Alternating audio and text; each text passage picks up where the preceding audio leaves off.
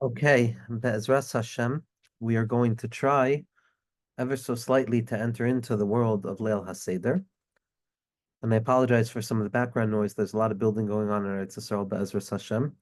What we're going to try and do is approach Leil HaSeder from a general perspective of looking at the shape of the Haggadah, not looking at the particular details of the Haggadah, but rather the shape, the orientation through which each and every part of the Haggadah takes shape.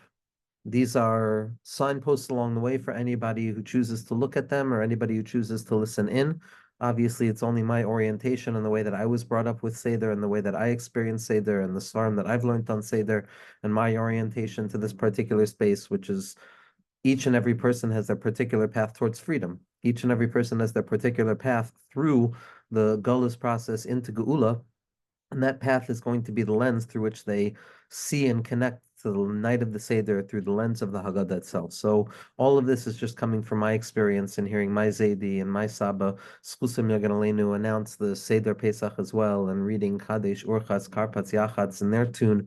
And that is really the deepest place where the ideas are coming from. And everything else is going to be cultivated from ideas picked up over time and experiences picked up over time as both a participant at the Seder of my father and also somebody who's running a Seder on my own as well for a few years now. But before we enter into the Seder itself, before we enter into the framework or the path that we'll try and use to illuminate the shapes of the Seder, the rooms of the house of the night of the Seder, so we're going to look first and foremost at a teaching from Rabbi Nachman of Breslov, and this is going to be the 83rd teaching Pei Gimel, and the second volume of Likutei Moharan, because what Rabbi Nachman describes over there in vivid detail, in a very clear way, that really provides a framework through which we can really view our lives, is that there are two ways of looking at things. There are two ways of experiencing this worldliness. One way is kiseder. One way is when things appear to be operating in order, in their pre-expected ideal form. And one is shelo kiseder, and one is when things are in a disorderly state and there's no clarity. There's no clarity, there's no connectivity, there's no ability to really discern how one thing is leading to the other. And a person is not one or the other, but rather a person is always both. A person always lives with the capacity to experience both sides, as well as the reality of always containing both sides within the self at the very same moment in a state of potential which exists in the radical secret of Hashem's capacity to unify opposites. And those two sides of experience are going to be the Keseder form of experience, which is when life is moving smoothly and there's a clear beginning, middle, end, process development, leading towards a particular destination and purpose. And there's going to be a time of Loka Seder where things appear to have lost their direction. Things are no longer moving in a steady movement from above to below, but rather things are moving side to side, from below to above, backwards, forwards, but mixed up and jumbled up. These two places within the self, the Seder and the Loka Seder, are going to be oriented towards the element of thought and the element of the emotional capacity of the human being. What is generally framed in Rabbi Nachman and the writings of the Tzaddikim as the masculine and feminine quality of the self. The masculine quality of the self, the expressive chachma that sees things in a clarified way, is going to be associated with keseder, a clear orientation towards where things need to go and how things need to get there, from above to below, smooth, without any distortion or deviation. That is the process of the Adam. That is when a person is an Adam. The other part of the individual, the locus seder, the part that's disrupted, the parts that's differentiated, the part that is no longer clarified in its process, that's going to be the element of chava within the individual. That's going to be the feminine quality of the emotional landscape where we experience ourselves. And these two parts of the self, as we've discussed, represent two different names of HaKadosh Baruch Hu, the same name of Hashem, but the way that that name is expressed. There's the Shem Havaya, which is the expression of HaKadosh Baruch Hu in our lives. And then when we spell it out, Yud Vav Dalet, Hey Aleph, Vav, Aleph Vav, Hey Aleph, which is the Shem Havaya in the Milui of Alfin, which is the essential way that we orient ourselves towards Hashem's name, which is the Gematria 45, which is the Gematria of Ma, that's the Gematria of Adam. When a person is Keseder, when a person is functioning in a clear way from above to below with a clear progressive process in their spiritual, emotional, psychological life, so that is the process of Keseder. That is the process of the Shem Havaya Havaya b'miloi alfin, which is the secret of Yud, Hey, Vav, Hey, and the secret of Ma, which is the secret of Geula and Hamshacha, and drawing down the light from HaKadosh Baruch Hu.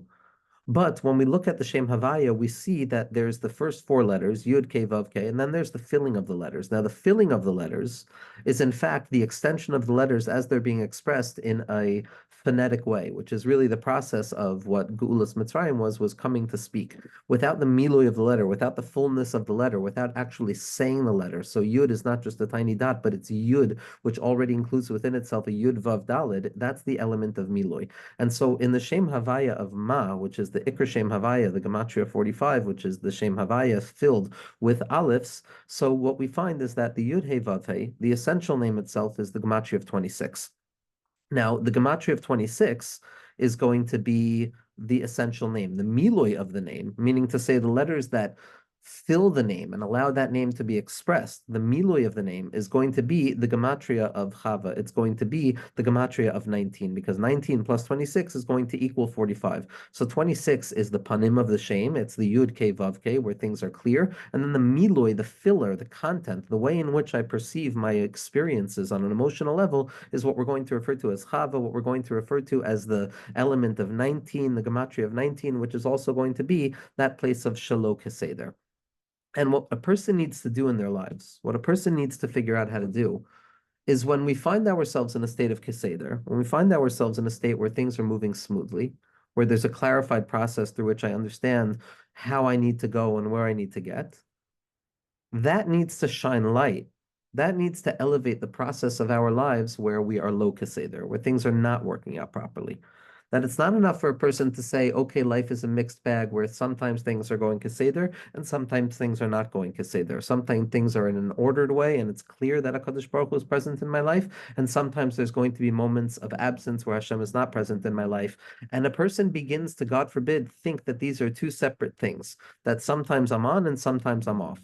But ultimately, the secret of Geulas Mitzrayim, the secret of redemption, is coming to understand that yes, HaKadosh Baruch Hu is Megala himself to us in two different ways. Yes, we experience life in two different ways, and the Seder and the Shaloka Seder, and the clarified vision of the Shem Havaya B'miloi Alfin, which is the secret of Ma, the secret of Bittul, the secret of knowing that I come from a place above, descending down to a place below, without the self-complication that comes in the way. But there's also going to be times where I'm just a Miloi, where I'm full with myself, and I'm filled with all of the confusion and the emotional disquietude that disrupts the self from its slumber and disrupts the self from its calmness, and that's going to be the place of Loka Seder. And both of them are expressive, both of them are fundamental in the process of finding the path towards HaKadosh Baruch Hu in this world. It's not that one is okay because the other doesn't take so long. Both are part and parcel of the expression of HaKadosh Baruch Hu's light. The Shem Havaya as it's expressed in its fullness, and the Shem Havaya as it's expressed only in its half kind of empty filler. The fact that there's times where I'm going to be on, there's times where I'm going to be off, and both of those are fundamental.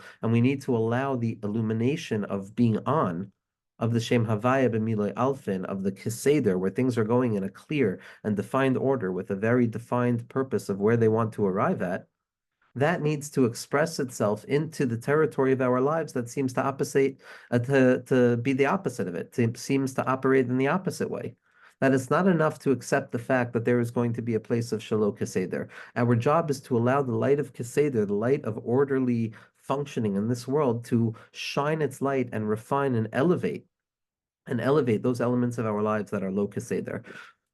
Because ultimately, like we've discussed so often, and Rabbi Nachman hints to this, and this is ultimately what we're going to do to enter into the Seder, is that when looking at it, at first glance, it appears that, okay, there's this mixed bag of experience. There's the Seder and there's the Loka Seder. There's the Aleph Beis that goes Aleph Beis, Gimel Dalet, Hey, all the way to Taf, where there's a clear beginning that descends down through the process of the middle, emerging at the culmination of the end. So I can look at it in one fell swoop and say it was very good, and it was clear, and it was successful.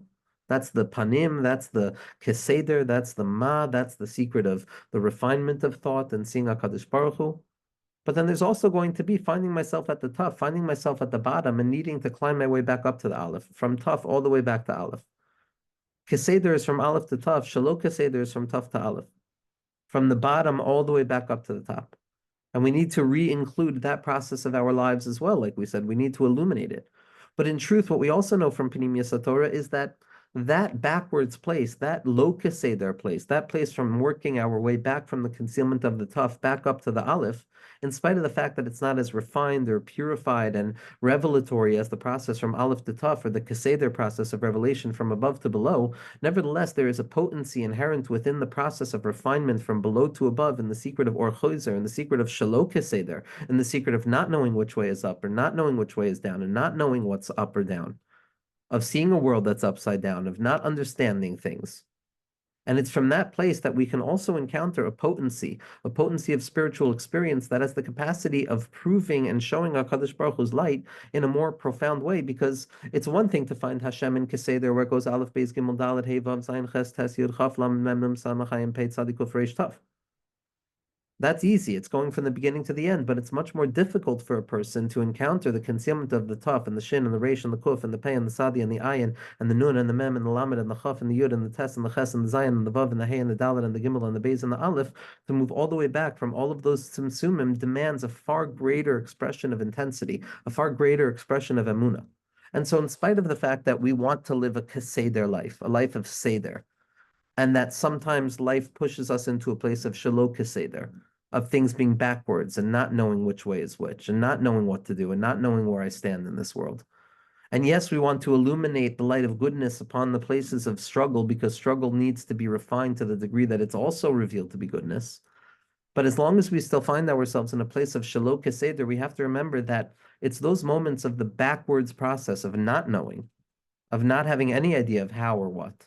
It's specifically there that we get to uncover the tools to serve HaKadosh Baruch Hu that we would never be able to utilize otherwise. We would never be able to uncover otherwise. And so in spite of the fact that on the night of the Seder, as Rabbi Nachman is describing, and again, Rabbi Nachman's Torah is not about the Seder itself, but we're applying it to the notion of the Seder, that while we want to illuminate the Shelo Keseder, the backwards and kind of difficult processes and the struggle through the light of Keseder, of ordered functioning and clarity, nevertheless, there's a hidden way of looking where the locus seder itself, the things being the opposite and the things not functioning properly, is of the highest revelation of HaKadosh Baruch Hu, and the job is to reveal that locus seder is also part of the seder. That locus seder is also part of the seder, that those deviations, those places that appear to be devoid of the clarity of above to below and are stuck in the concealment and the subjectivity of below to above, that tough back to the aleph, that chava orientation, that emotional kind of space of concealment within the subjective closeness of the self, that place of the dine leia, that place of the concealment and the closeness of thought. But it's specifically in those places that we're going to come to find that we can encounter HaKadosh Baruch Hu in the most refined way, because that's also Keseder. There's nothing that's outside of the realm of HaKadosh Baruch Hu. And so we begin with this notion that there's Keseder, and then I descend into a low Keseder, and I have to return back to Seder.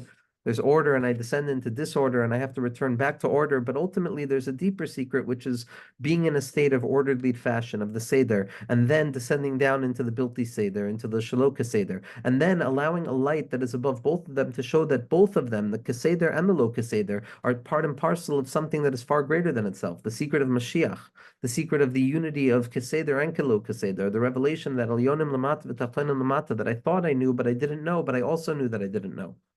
And it's that process of the beginning to the end and the end of the beginning that we enable ourselves to live with the Seder and the Loka Seder. Now, this orientation towards the reality of needing to have an orderly process that goes from above to below and a disorderly reality that goes from below to above is exactly the thing that we're dealing with and grappling with on the night of the Seder, which is the process of redemption,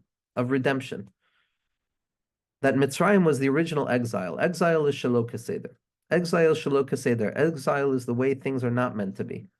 As the Maharal explicitly points out in Netzach Yisrael, it's the most Loka Seder thing imaginable. It's the biggest deviation. Exile is the biggest deviation away from the way that things are supposed to be. Things are meant to be exactly what they're supposed to be, and therefore any moment things are not what they're supposed to be, it's a direct deviation from that place, and it means we're functioning at a place of Loka Seder. And the return to redemption is the reorientation and getting back into a place of Keseder. This is how things are supposed to be. This is how things were always meant to be. But what we grapple with on Leil HaSeder is coming to terms with the fact that, wait a second, if it wasn't for the lo Seder, if it wasn't for the disorderly nature of exile and the backwards nature of things and working our way back from concealment into clarity, operating from an already broken place, if it were not for that preparatory stage, then we would have never been able to grasp the reality of Keseder. That without Golus, there is no Geula. Without the Merirus, there is no Masikus. And so while we want to live a life Keseder, we're also fundamentally aware of the fact that there is no reality of order without the orientation towards the very natural state of disorder that rumbles beneath every process of orderly fashion. That in any moment, no matter how far along the rungs I have gone from Aleph to Beis to Gimel to Daled, there's always a sudden possibility that Tuf, Shin, Reish, Kuf is going to erupt, and it's going to destabilize me. It's going to destabilize me from the assumed order that I had. And so we come to terms on Leil HaSeder with the grappling of the fact that Geula, Cherus, are only reasonable, are only meaningful concepts when they emerge from within the very framework of their opposite, which is exile and servitude. And we get placed again in a dizzying state where we thought we needed Seder, we thought what we wanted was only the Geula itself, only things operating in a smooth way. But what we've come to find is that without the locus Seder, without the backwards way of orientation, without the exile of it all, so there would be no graspability of such a thing. And this is the secret of the Haggadah, which is matchilim bignus u'mesayimim b'shvach, that a person begins with the recognition of the struggle in order to come to a place of the praise. Not that it's just some educational model, which is also true, that we start with the contrast between opposites. But it's showing us that the spectrum of opposites are a singularly unified space where without the gnus that was koidem to the shvach, without the struggle that was prior to the emergence, there would be no emergence. And we look at this, we look at the Haggadah, each time the Shaila V'tshuva, the derech of questioning and answering, is reflective, as Rav Hutner says, of this very fundamental ontological mood that subsumes the entire evening, which is that there's a question, which is a shalo kaseder, I don't know something. I don't know something, I'm missing some piece of information, the aleph is concealed from me, I'm stuck in the tough. I'm already starting at the bottom, devoid of the capacity to move upwards. I don't know how, I don't know where, I don't know what. I'm an impoverished individual. I have nothing. I'm chava. I'm empty. I have nothing. That's the shayla. That's the putting myself into question. That's why I announce halach ma'anya. Halach ma'anya. I'm the impoverished person that I'm inviting to the Seder. I'm the poor person who has no place to eat that we're inviting to the Seder. Each and every one of us are welcoming ourselves as well, which answers the question of why we say halach ma'anya, not in shul necessarily, but at Leil HaSeder, because what we're putting ourselves into a state of is putting ourselves into question, sitting like kings, but saying, okay, now that I'm finally sitting like a king, let me state what is most obvious is that I need to invite myself to the Seder. I am a poor man, I am an impoverished man, and this is not where my chair is. I don't belong at the Seder. That hargasha of the shaloka Seder. That she'ela, that opening up with a question, is the opening up of the night of the Seder, which means that I'm going to have to try and find Seder within the Shaloka Seder. The whole night of the Seder is Shaloka Seder, but we call it Keseder because we're trying to draw the light of order into that which appears disorderly, to reveal that all of the disorder of exile, all of the disorder of what we continue to function with, is in truth the seat upon which the order will emerge, but an order that is not so limited that it denies the reality of disorder. An order that is not so terrified or arrogant that it pretends that it's the only order that can ever possibly be assumed, but rather an order that is so confident in itself, in the humble constancy of all things, in that purified line of connectivity from HaKadosh Baruch Hu down to the lowest elements of experience, that Kav or Ein Sof that is mechaber to every single prat in the world, unifying it into one semblance of Seder. The belief in that place, the humble belief in that place, allows me to live with order and disorder together. To be an impoverished individual who's sitting like a king, to be a king who's sitting like an impoverished individual. And that's the whole derech of Sheila V'tshuva, that's the whole orientation of what it means to enter into a place of redemption, is to first and foremost enter into that awareness that it's shlo keseder, there's something disorderly here. There's something chaotic here, there's something not true here, there's something acted here, there's something inauthentic here. And it's specifically by grappling with that inauthenticity of all of the performance of it all and moving slowly but surely deeper and deeper into that place of acceptance and living in that place that we come to find the light of Geula that is emergent from exile itself. And so Be'ezras Hashem, What we're going to try and look at is the Siman HaSeder Shel HaPesach, the Simanim of the Haggadah, the 15 steps of the Haggadah. Each one is a world unto itself. The Haggadah represents a universe, and each one of these steps is a planet in that universe, which operates in accordance with its own rules and regulations, but is always connected to and tethered to the stage that preceded it and the stage that follows it, thereby revealing the secret of Yud and K, which is the secret of 15, which is ultimately unified because the Yud is simply expressed in the Hey, and the Hey can move back to the Yud. So all 15 stages of the Haggadah are ultimately coming to say one thing, and they're all coming to a place of Echad Miyodea, that all of the Simanim, all of the different numbers and the enumeration of different stages is ultimately to come back from multiplicity into that place of Echad Miyodea, of drawing the low Keseder back into Keseder and revealing the Seder within Shalo Keseder, allowing ourselves to be okay with not being okay. To be okay with not being okay on the Leil HaSeder, to be okay wherever we find ourselves, to realize that right here, right now, are the conditions of Geula. I cannot wait any longer for conditions for Geula, because the conditions of Geula are the conditions of the current moment. And in this place, with all of the performance and all of the concealment and all of the joy and all of the excitement and all of the cherus mixed with frustration and all of the human tendency to be mixed up and muddled up that we bring with ourselves to the Seder table, it's specifically there that we're going to bring redemption. And so we start with Kadesh. And again, we're going to see immediately within the Seder itself, that there's going to be disorderly elements where one thing that seemingly should follow proceeds, and one thing that should proceed follows. And ultimately, it's to remind us that, yes, this is the Seder, this is the order, this is where we are setting our intentions to make the night, but it's not because we know with clarity what the proper Seder is or what exactly we're trying to do. Everything is just a ki'ilu, everything is just a tefillah up to HaKadosh Baruch Hu, that this should mimic the Seder hanachon v'haroi, that the Siddur and the Sidurim and the Sidras HaDavarim that we encounter in our lives and the Sidarim of our lives are all there to help us move away from the drisa, the heavy stepping, the heavy burden that a person has to go through in this world. We're trying to orient ourselves towards a Seder, but it's not because we know the absolute Seder. We don't know the Seder whatsoever. We're just hoping that you'll take our words and you'll allow our words to be found in the right Seder, and that they should be Masudar the way that you want them to be Masudar. That's the tefillah at the beginning of the Seder. When we say all of these things, we're saying, Hashem, take our osios and allow them to be Masudar properly in your face.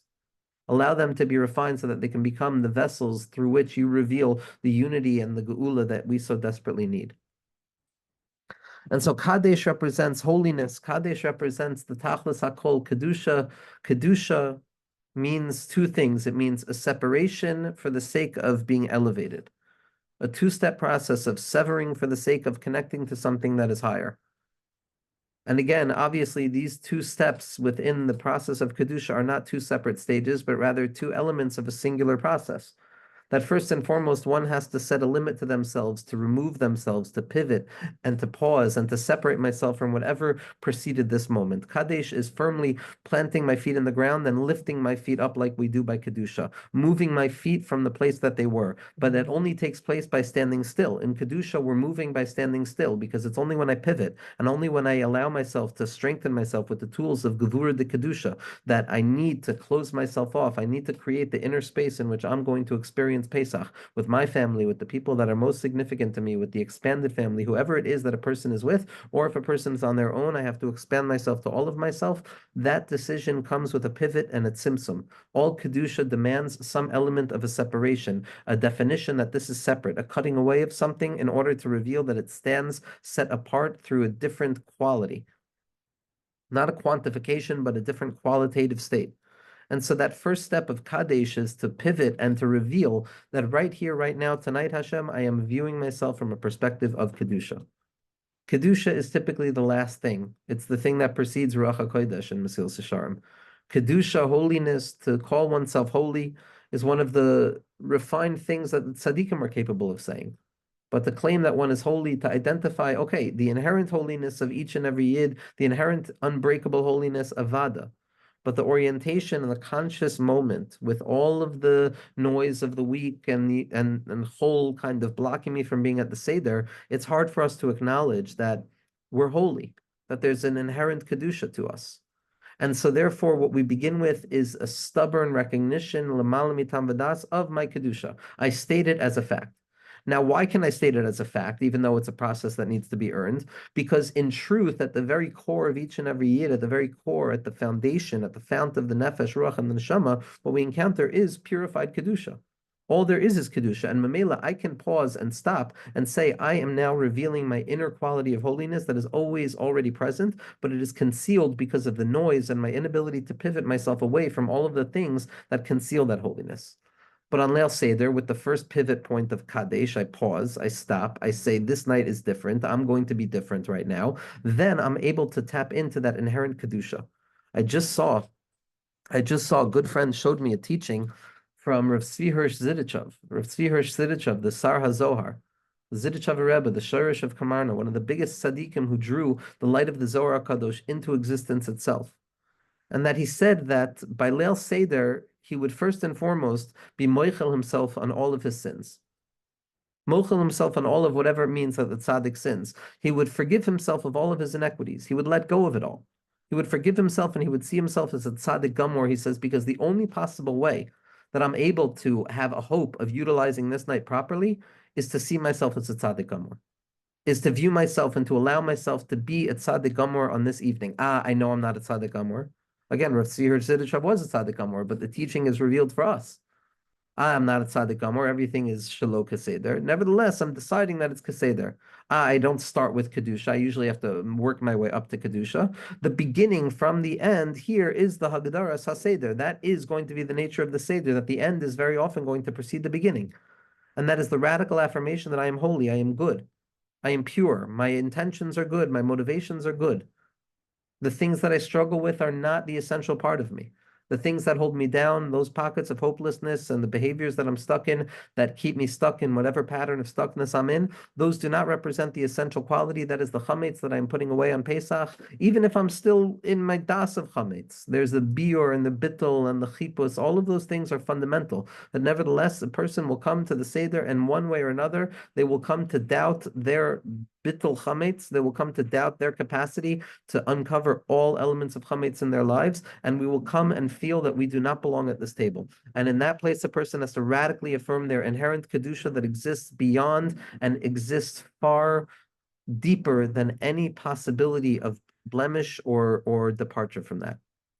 Only once that place is set, only once a person has connected to that inherent kedusha within themselves, that unshakable kedusha, no matter where we are, then we enter into a place of Urchatz. Urchatz is now doing what I can to refine myself, doing what I can to actually take the steps of developing Tahara, doing what I can to really now live up to that quality of Kedusha that I just naturally dipped into because it's so ever present in that moment. Because when I'm sitting at the table of a king and I come to recognize that halach ma'anya, I'm impoverished, and called dichvin yetze v'yechol, because I am the dichvin. I am the impoverished person. In that place, the only thing to do is radically affirm the inherent nature of Kedusha that is revealed in the Shema Yisrael Hashem Elokeinu Hashem Echad, the inherent Kedushas Hashem that is hidden within each and every yid, and the hidden recognition of Kedushasi L'mala Mikdushasechem. The only secret of being able to proclaim my holiness is because I fundamentally know that my holiness comes from a place that is far beyond any graspability, which is the holiness of HaKadosh Baruch Hu. And only because Kedushasi L'mala Mikdushasechem can we announce Kadesh before having done anything. And then we enter into the place of Urchatz, of refining ourselves, of washing the hands. Washing the hands without a bracha, the secret of the refinement of the body as a spiritual act itself, devoid of even the intentionality of a bracha.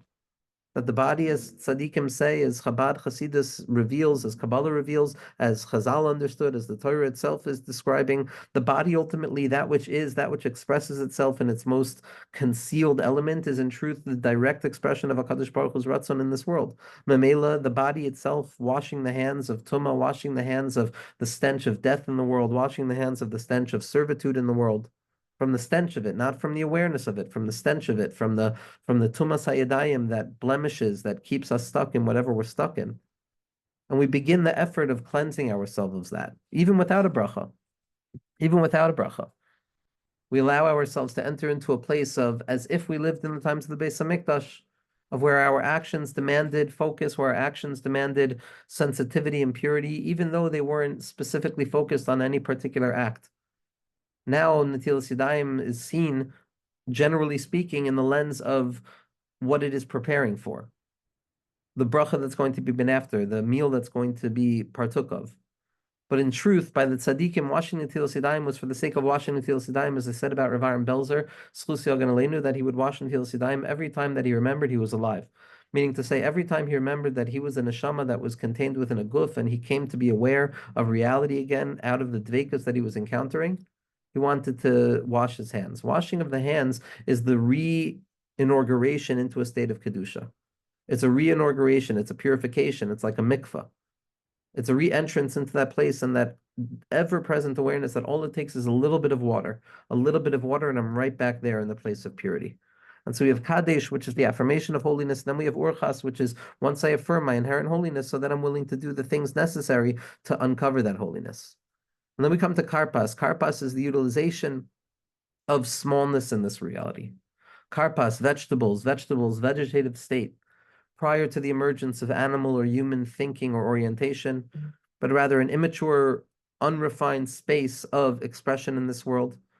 And the recognition that we have to dip it, that there has to be a bittul, that there has to be a tivul, that there has to be a refinement of our nature, that we're going to encounter parts of smallness in ourselves, parts of katnus, parts of undeveloped elements in ourselves, that when we come to live in a place of kedusha, when we come to begin the process of refining ourselves out of that radical affirmation of our unbreakable connection to the light of HaKadosh Baruch Hu, we encounter the karpas, we encounter the natural tendencies and the character defects, so to speak, that keep me stuck and that speak away against, my tendency to want to live a life of freedom right now, to want to live in a place of connectivity.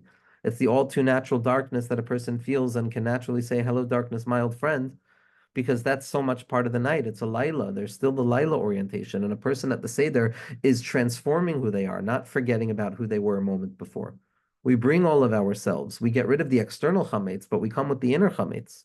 We come with the inner chametz to the Seder, and that's the place that is going to prepare us for the true Seder, with the true Giloi, which is going to be Shavuos, where we eat matzah and chametz together.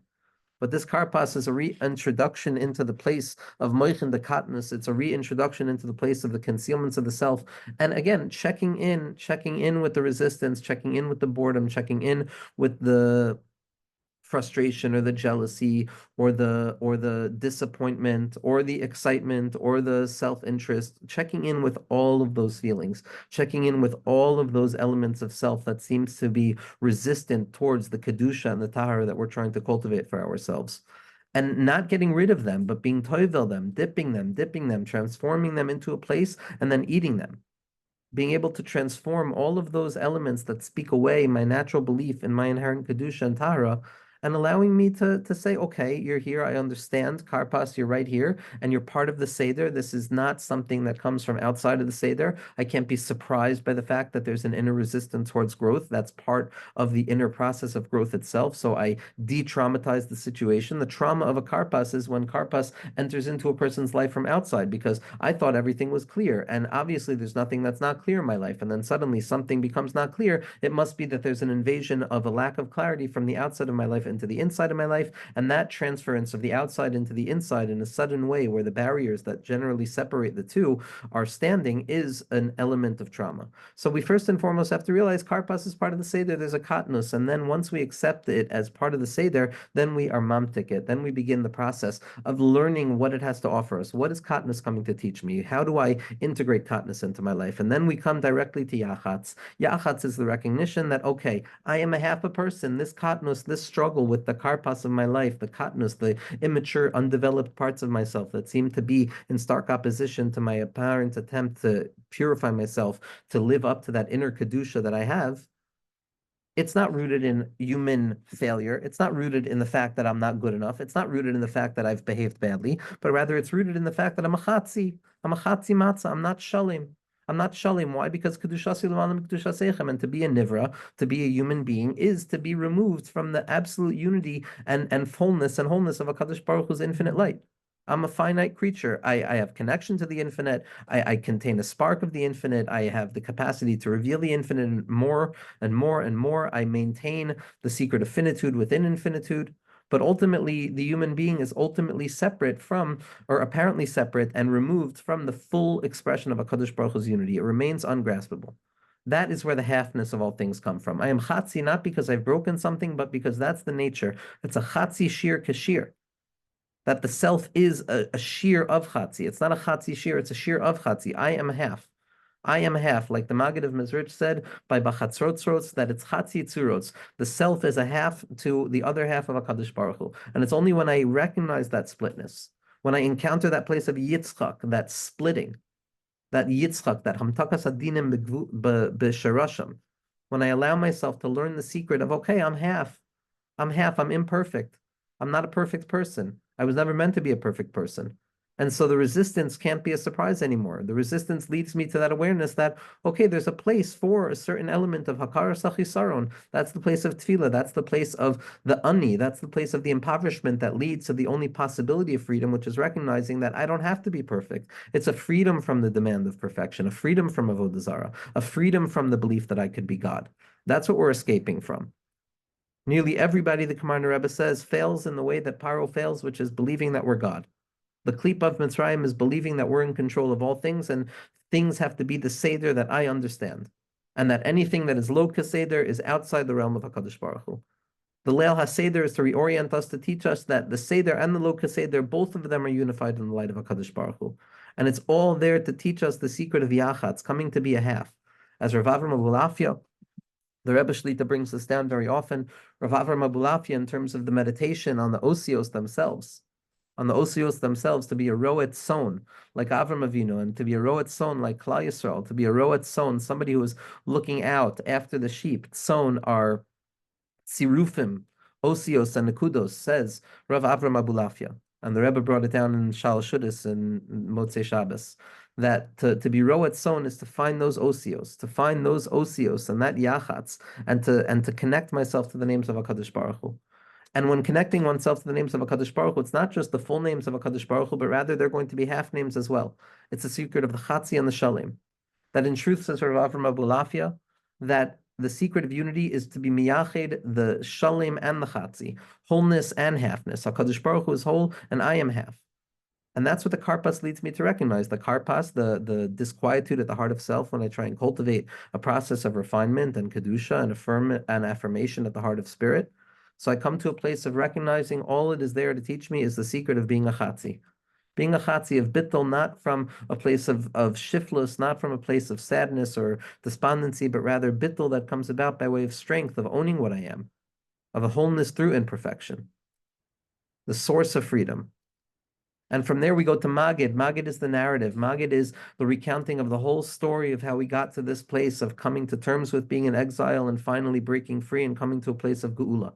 Each and every person has their own Maggid. Each and every person, after radically affirming my Kedusha, my inherent goodness at the secret of Kadesh, and then going into the process of refining myself in the lens of what I am able to do in Urchatz, and then confronting the struggle of Karpas, and then coming to terms with my splitness as a human being, which is the place where I will come to find Geula, where I will come to find Hashem, I come to Maggid. I come to tell my story. I come to tell my story. I come to live my inner story. I come to encounter my story. I come to reveal the possibility of a story to another.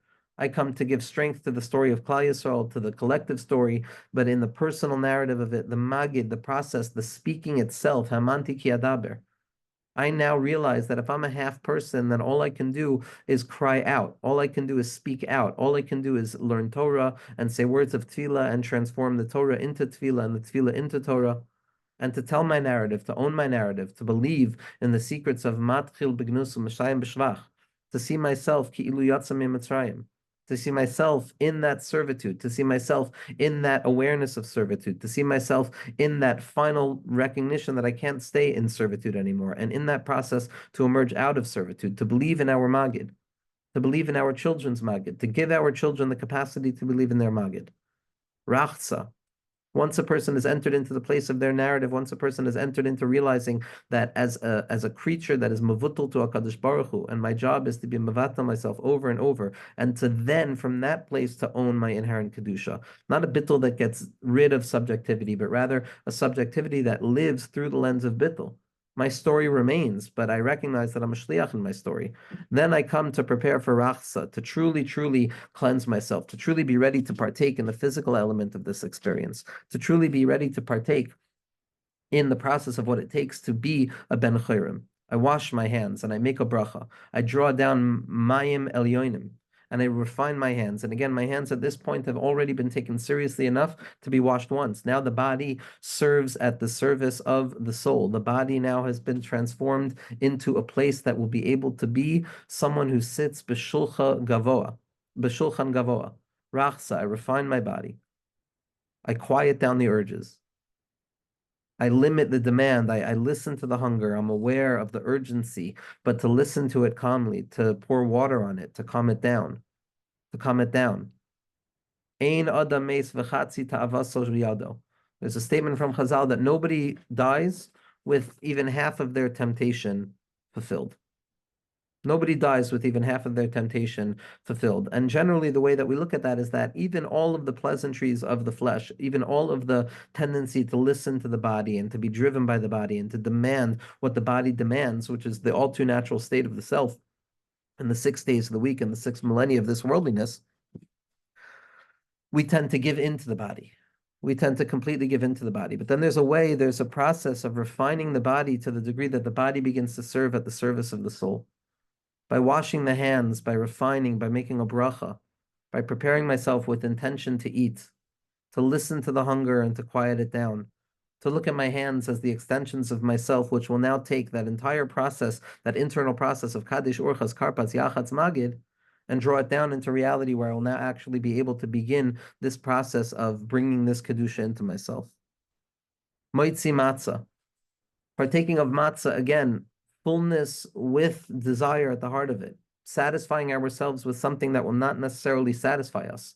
Because what rests at the heart of the Seder and the Leil HaSeder is the freedom and the narrative that we have to tell ourselves in the Sha'ashuei D'Oraisa of how we move out of exile into redemption, of the process. And every iteration of that process is true because it becomes part and parcel of the Torah of Klal Yisrael from Galus into Geula. And Motzi Matzah is I'm eating, I'm partaking, I'm present, I'm engaged. But at the very same moment, it's transformed into a mitzvah.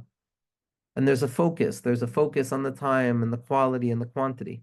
It's no longer without Kedusha. It's no longer the animalistic tendency of Shelo Keseder Bilvad, which is the element of Behema. Not just the Nefesh HaBahamis. Now the Nefesh HaElokus partakes. Now the godly element of the individual is capable of sitting and eating and chewing the matzah. The matzah is Meichel de Meyamnusa. At this stage, just as we had Emunah that preceded our entrance into Kedusha, a person has to tap into Emunah here again, because once the body gets involved again, we're going to encounter all of that smallness again. As we're going to see in Maror, we're going to get stuck again in the difficulty of the body, the awareness of the body, the transiency of the body, the concealment of the body, all of the things that it means to be here right now, and all of those elements and the natural frustrations that a person begins to feel in any part of their body that takes them away from the yichud and the geula of this night. And so we tap into that meichel d'mehimnusa, that place of faith, that recognition that I can't wait another second, that I'm going to eat what I have right now, and I'm going to find satisfaction within it, because if I let myself be stuck in that place of exile any longer, I'm going to lose my mind. I won't be able to come out of it, God forbid, or at least I feel I won't be able to come out of it. So I eat the matzah and I chew the matzah and I draw emunah down into myself, more and more emunah in myself, emunah in the shvua that I took to be a tzaddik and not to be a rasha, emunah in geula, emunah in HaKadosh Baruch Hu, emunah in bechol dor vador, emunah in the hashras hashchina, in the Maror Gadol, and the revelation of HaKadosh Baruch Hu, and the capacity of HaKadosh Baruch Hu to be mamtek every element of gvura and to free every element of concealment and to open up everything that appears to be closed in one fell swoop, in one moment, not even a moment. That Motzi Matzah, the opening of the mouth and drawing down that emunah to prepare myself again to encounter the next stage of katnos, the next stage of struggle. Before in Kadesh Urchatz, when we encountered Karpas, that smallness took us by surprise. We were encountered by those pushbacks in the self against the Urchatz and the Kadesh. And we were surprised. And then thankfully we came to terms with Yachatz. Okay, I have to grapple with this limitation of self and see that it's because I am a creature and that's why I'm deficient. But now we learn. We're about to go into Maror, but we're prepared. We're prepared with Emunah. And Maror is harsher than Karpas. Maror is a harsher bitterness than Karpas. It's a harsher smallness. It's the smallness of death. It's Gematria Mavas, as the Ari says. But what we've done is we've prepared ourselves. We've inoculated ourselves with Meichel D'Meim Nusa. We've eaten matzah. We've connected ourselves to Emunah. And now any Maror that comes our way, we are prepared to face. We are fully prepared to face any Maror that comes our way, in or outer. We are fully prepared to face it. Why? Because Meichel D'Meim Nusa, I have Emunah. Derech Emunah B'charti. As my Tzabba's Chus Haganelin would say in the name of the Chafetz Chaim, that without Emunah, there's no answer to any question. But with Emunah, there's really no question that needs to be answered. It doesn't mean we stop asking the questions. How do we keep asking the questions? The whole night is demanding answers from HaKadosh Baruch Hu, but living with the demand for an answer without really needing an answer, because we know that HaKadosh Baruch Hu is the answer. But Echad mi yodea. Echad mi yodea. And so once we've inoculated ourselves with that Meichel D'Meim Nusa, believing in our own Sidkus, believing like the Zidichaver told us to do, to be Moichel ourselves on Kol Avonos, and to believe in our Kadesh, and to believe in ourselves and our families and our children and our generation and our Torah and our Seder. Not somebody else's Seder, not somebody else's Haggadah, but my Haggadah, what I'm seeing right now. Then I can enter into the Maror. The Maror is the encounter with Bina. It's the encounter with the severity. It's the encounter with what happens when I realize that I'm a chatzi. When I'm a chatzi, when I recognize that I'm imperfect, that means that I'm not ever going to have the full picture. And because I don't have the full picture, then I am stuck within a partial view. And partiality, which is perpetually present, is always going to, the partial nature of all grasp, is always going to leave us with a not knowing. And not knowing is the place of all pain. Not knowing is the place of all bitterness. Not knowing is also the place of all comfort and faith. But not knowing what happens after, not knowing what happens next, not knowing how long something will last for, not knowing this, not knowing that, is the birthplace of anxiety and the merirus and the not knowing and the embitterment of spirit that is so burdened down by the contemplation of what's going to go wrong and the anticipatory dread over things. That secret of Maves, that secret of the end of all things, of the Mar Mi Maves, of that bitterness, of the Shorish of Amalek that still seems to find itself even on the night of the Seder.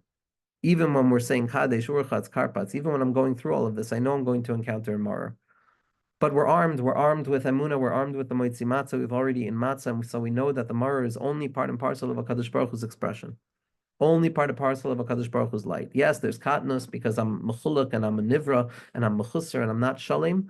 And yes, there's going to be an element of Maror in existence, but it is fundamentally connected to the unity of HaKadosh Baruch Hu. It is fundamentally expressive of HaKadosh Baruch Hu. It is the tzimtzum.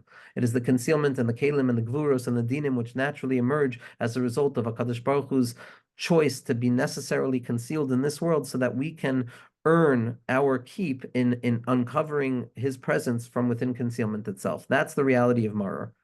Maror is a reality that is contained within the reality that it's still Seder and Lo Seder together. And until HaKadosh Baruch Hu is born, Shoichet Malach HaMaves, there's going to be the Maror that has Mariris to it.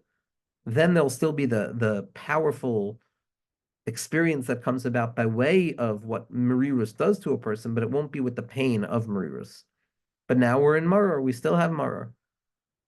And the Tzaddikim talk so much about Maror, and we've spoken about Maror before. But suffice it to say that Leshem Shema V'Chalom in the name of the Gra gives us a very clear eitzah of what to do with Maror. Maror represents the concealment of a person's life. Maror represents the difficulty, the struggle, the pain, the disorderly elements that seem to assault even when I'm sitting at the Leil Seder, even when I'm on vacation, even when I'm free, even when everything is supposed to be fine, I'm not fine. Even when everything is supposed to be Mesudar, I'm bilti Mesudar.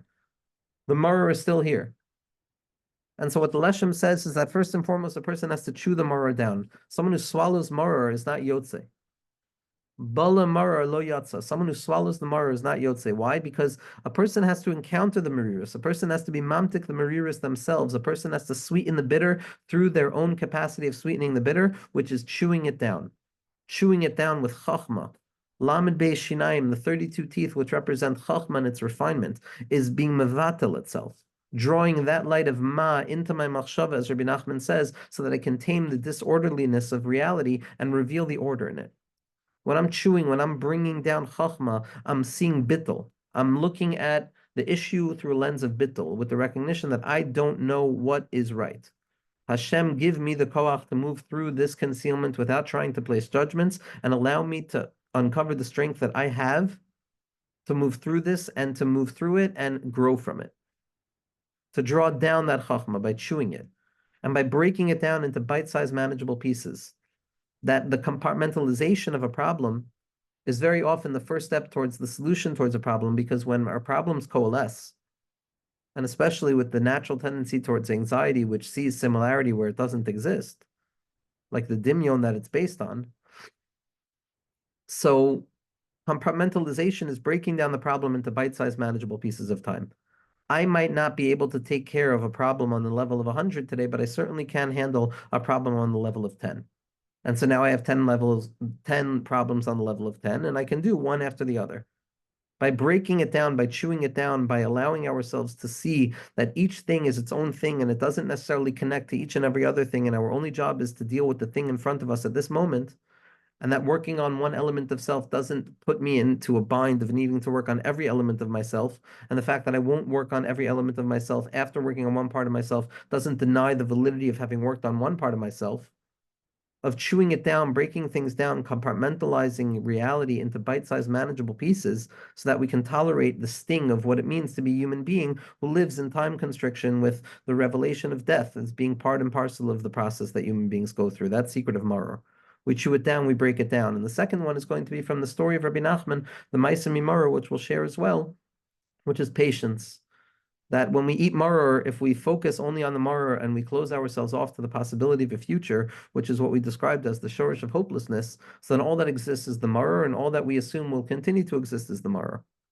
But if we're patient enough, like the Yid teaches the guy in the story of Ma'aseh Maror, that had you waited just a little bit until after the maror, you would have experienced the Shulchan Oreich. But because you were impatient and you thought all there was maror, so then you got stuck in the Maror, and that's all you experienced. So the Maror process is first and foremost preceding it with faith.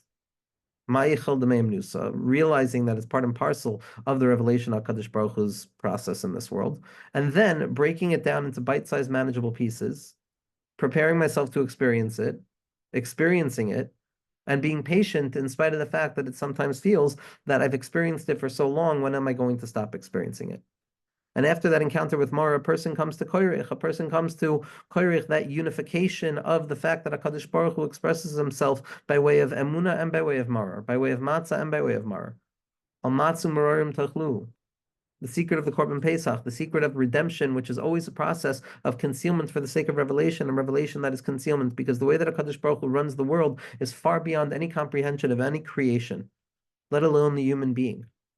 And that our limited minds that are incapable of grasping the unity of opposites in its source, we can speak about it, we can touch it, we can describe it, but we can't fully grasp it in the way that HaKadosh Baruch Hu understands this secret and allows this secret to be expressed, because Kedushasi l'mala mikdushaseichem. So all we can do is mimic the unity by containing opposites together. But the light of Korech is a light that can only be tasted in this world because it represents something so profound. It's the unity. It's the unity that Beis Hillel wanted to reveal. It's the unity that Beis Hillel wants to reveal, which is the secret of Imani Kan Hakol Kan. I am here, everything is here. HaKadosh Baruch Hu is always present in whatever it is. Good, bad, concealment, revelation, Matzah, Maror, both of them are combined together to reveal the unity of HaKadosh Baruch Hu that exceeds both elements that seem to be in stark opposition to one another. The light of Keser. The ore of Keser that comes down to unify the Matzah and the Maror. The Zecher HaMikdash, the point of being in the Beis HaMikdash on the Leil HaSeder is that secret of the unity of opposites, recognizing that I'm a Chatzi, and therefore I have to understand that I have to learn the secret of integration and balancing in this world. This is the secret of the Mitkala that the Gra describes so powerfully in his commentary on the Tzafun Nirtzah. The Mitkala, the balancing act, the recognition that Golus and Geula are ultimately going to be in a balance until HaKadosh Baruch Hu reveals the balance that exists beyond that. But there will always be an element of concealment. There will always be an element of Maror. There will always be an element of Matzah necessary to prepare us for the Maror. And the secret that comes out of that is going to be the Korech. The secret of the Korech, which is the secret of unifying the opposites together in the light of Keser. And so Kadesh is the recognition, the demand that I see myself as tzaddik, to affirm my inherent kedusha no matter what. From that place to begin the steady process of working on myself from below to above, encountering Karpas, which is the first encounter with concealment that pushes back against my process forwards. And then Yachatz, which is the graduation from that concealment to the recognition, the orientation that as a human being, I am a broken thing, I am deficient. That's how the light gets in. Not deficient because of some behavioral issue, but deficient because that's how Hashem created me. Then I enter into the place of Maggid, of telling my narrative, uncovering the power of my own faith, of seeing myself as being redeemed from Mitzrayim tonight. And then Rachtzah, the reanimation of the self and the reintegration of the body into the experience of refining the body and properly learning how to eat and eating calmly, even when hungry, and tapping into the inherent faith that rests at the core of all things of what matzah represents, that faith is all that remains. In the impoverishment of exile, faith is all that remains, and that's the secret of Derech Emunah B'charti, and it's from there that the Beis Hamikdash is built. And that prepares us to encounter the secret of Maror, the secret of difficulty in our lives, which can be dealt with in many ways. But we spoke about the breaking it down into composite parts, not being surprised by it and being patient with it.